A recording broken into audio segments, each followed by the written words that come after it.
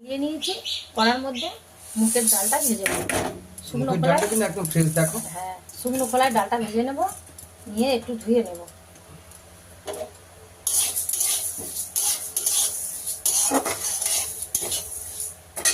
গ্যাসটা জোরে দেবো।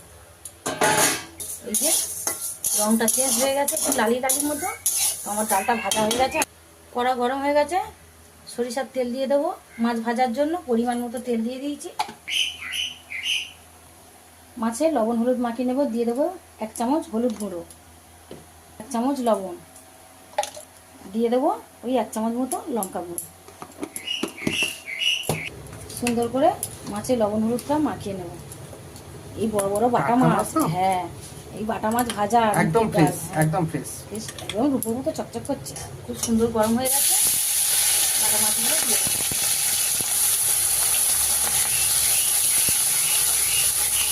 তিনটে ভাত দুটো পরে দেবো আমরা। হেভি লাগবে মুখের ডালের সঙ্গে। মাছ ভাজা এরকম বড় বড় সাইজের বাটা মাছ ভাজা যদি থাকে আর মুগের ডাল তার সাথে, বেগুন ভাজা, খাওয়া দাওয়া জমে যাবে না, পুরো ফাটাফাটি। আর কুচো চিংড়ি দিয়ে চিচিঙে এক পিস হয়ে গেছে, লাল লাল করে ভেজে নিচ্ছি। এই যে লাল লাল করে সব মাছগুলো আমি উল্টে দেবো।